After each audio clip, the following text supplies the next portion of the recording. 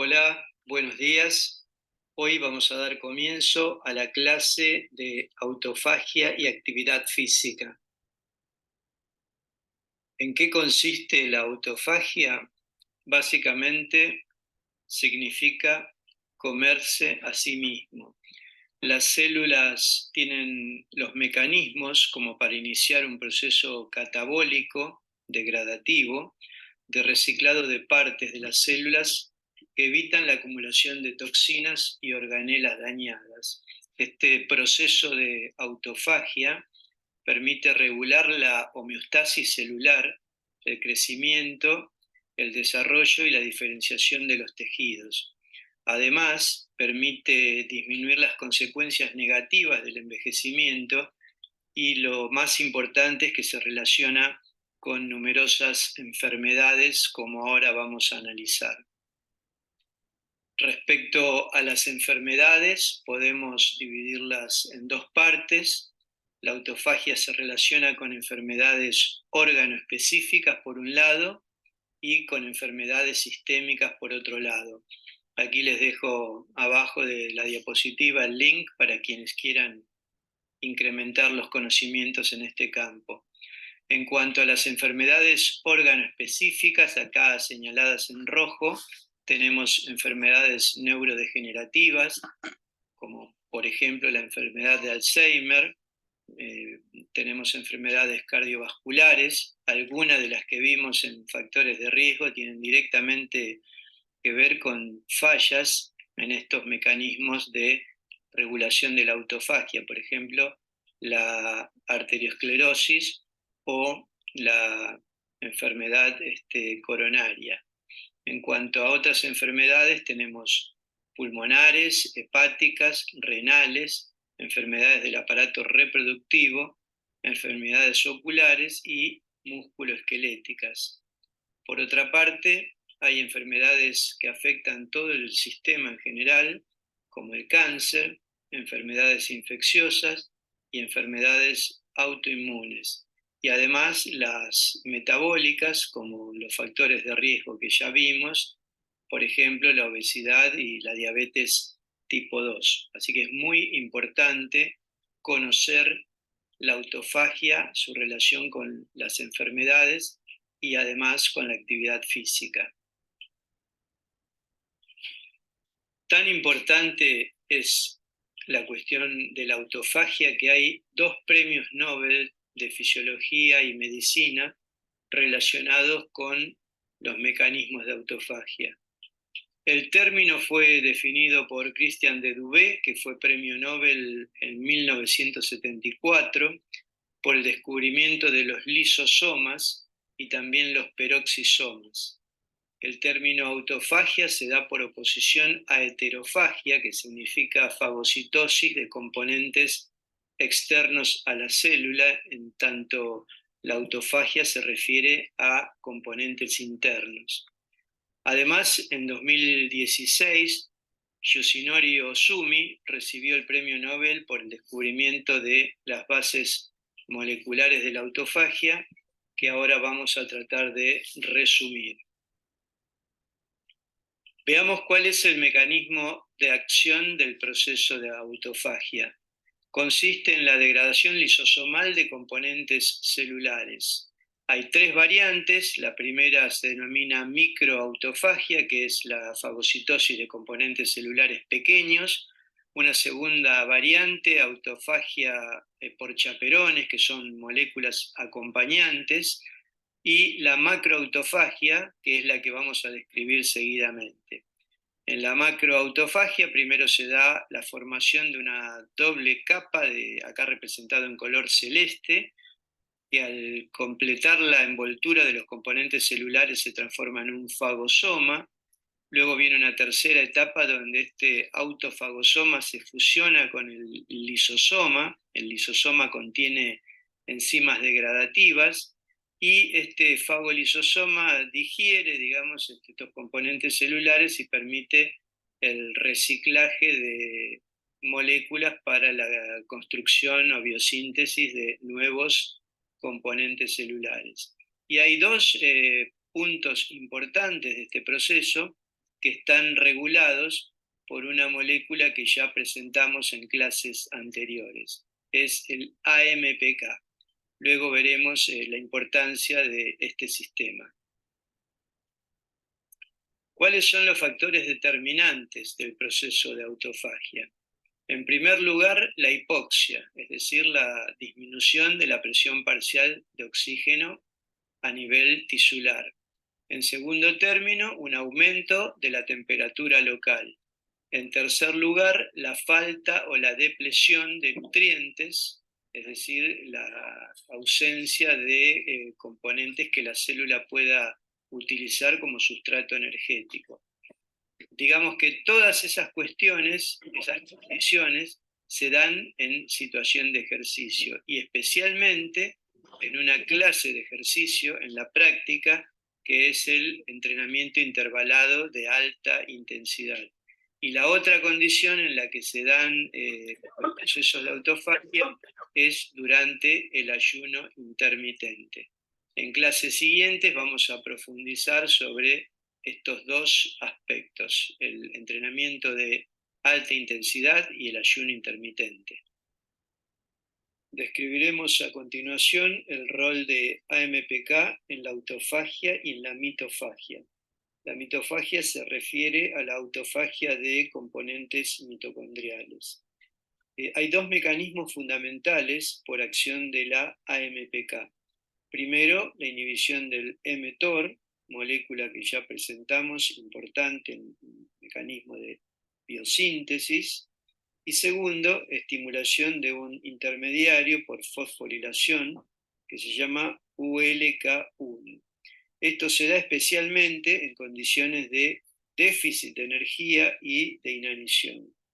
Además, la AMPK regula el flujo de calcio mitocondrial, es decir, modula enzimas que son importantes en el ciclo de Krebs o de los ácidos tricarboxílicos y en la cadena de transporte de electrones. Por otra parte, como ya mencionamos recientemente, promueve la biogénesis del autofagosoma y regula la fusión del autofagosoma con el lisosoma. Esos son los mecanismos por los cuales actúa. Vamos a analizar aquí cuál es la interrelación entre AMPK y mTOR.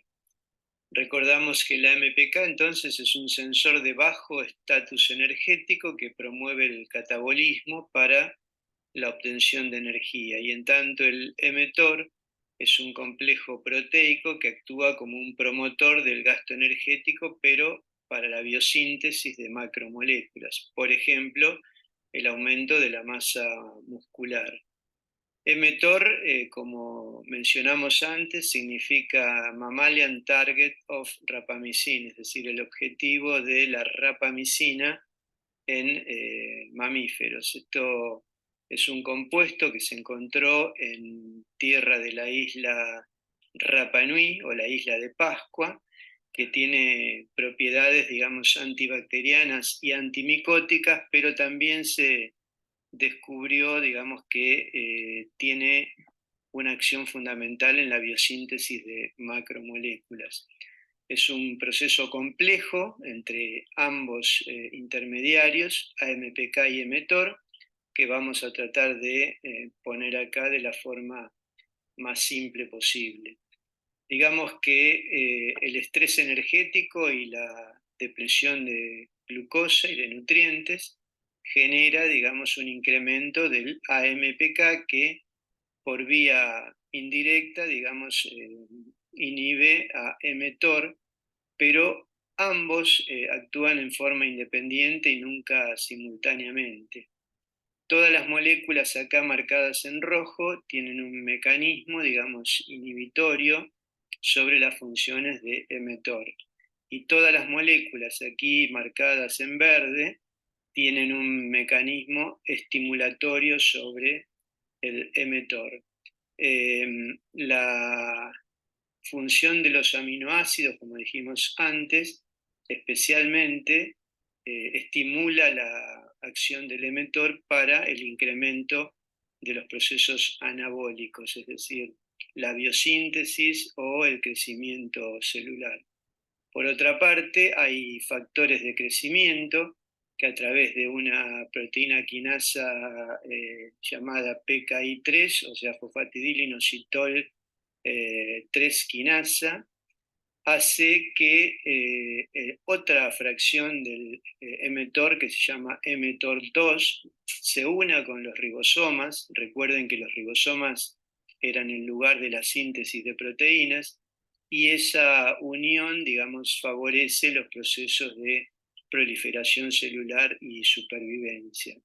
Entonces es un mecanismo ajustado de equilibrio entre la biosíntesis por una parte y la degradación por otra. Cuando cualquiera de los dos extremos falla, podemos caer en enfermedades neurodegenerativas o en la presencia de tumores.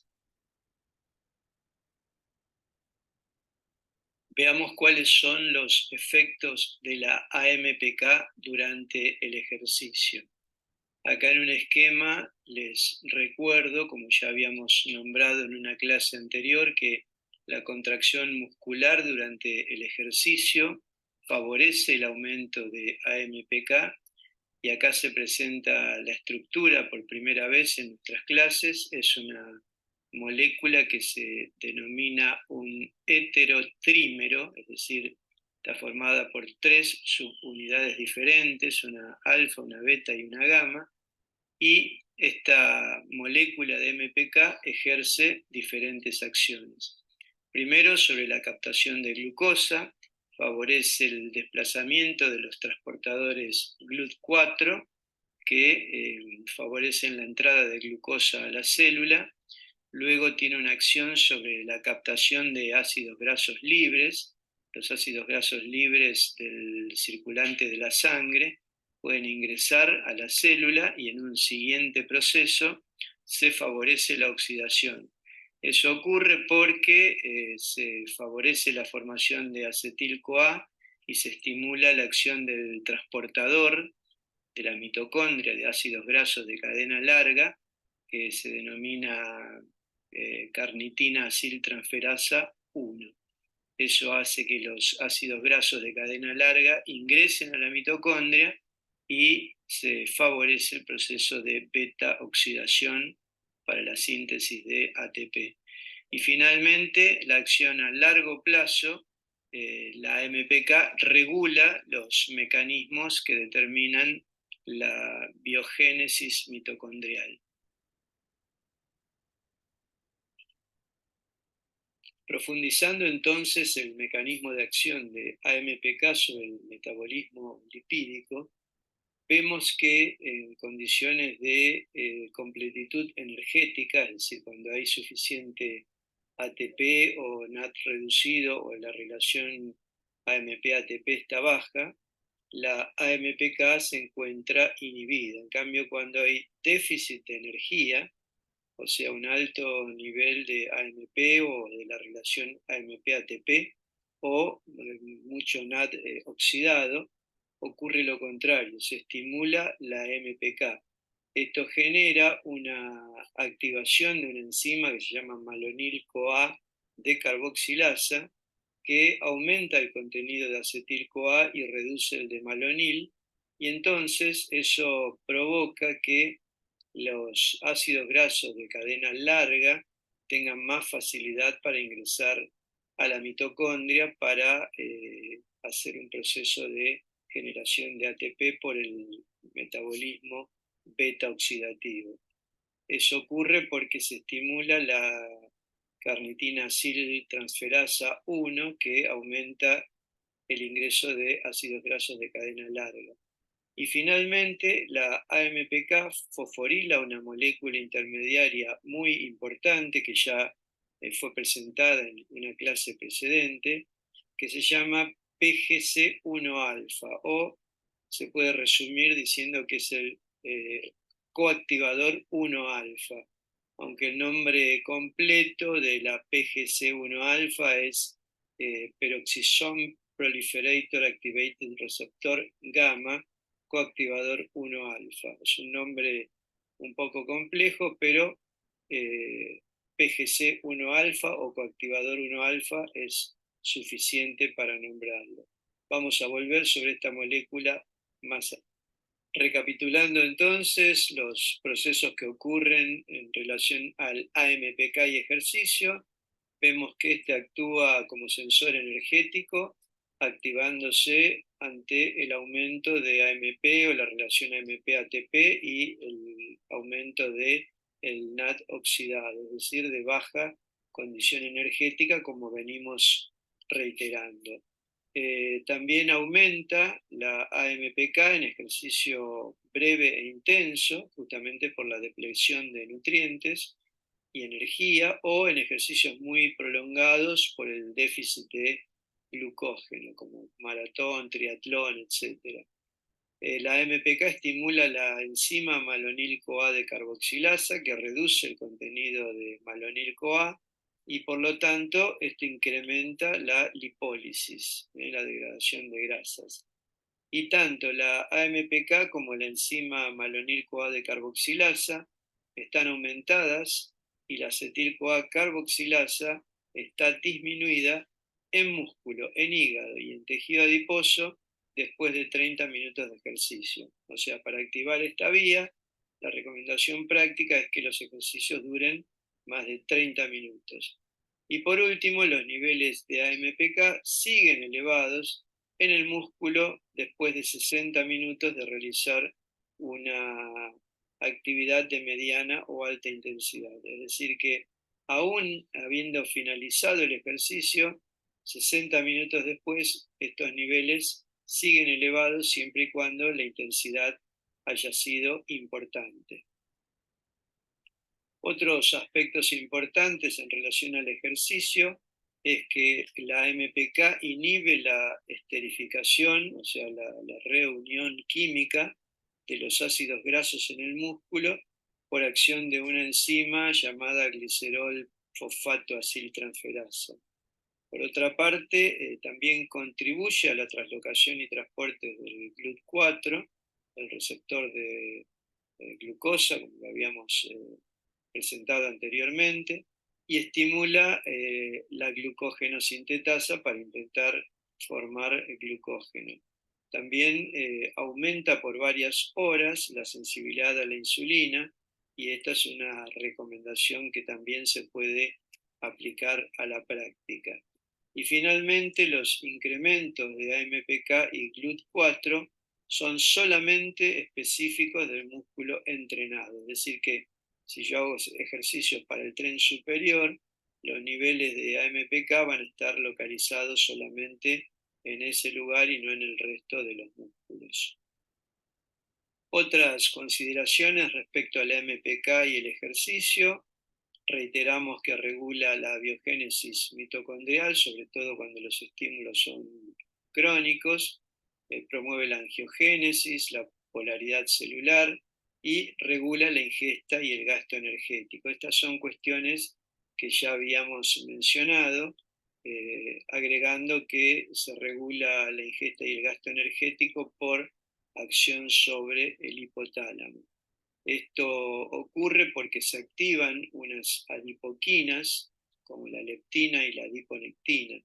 Recuerden que las citoquinas son moléculas que ejercen acción a distancia, como si fueran hormonas.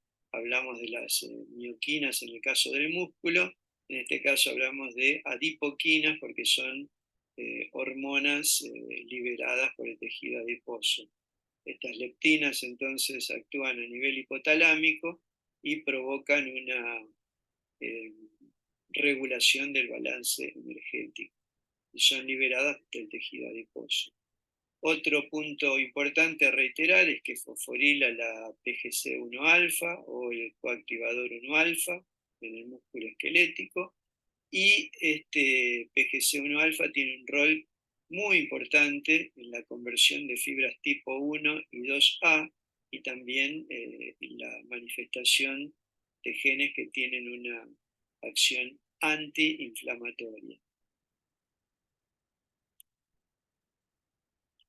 La activación de la PGC1-alfa ocurre tanto por entrenamiento de alta intensidad vía AMPK con fosforilación de la PGC1-alfa, como por entrenamiento de volumen vía calcio-calmodulina quinasa.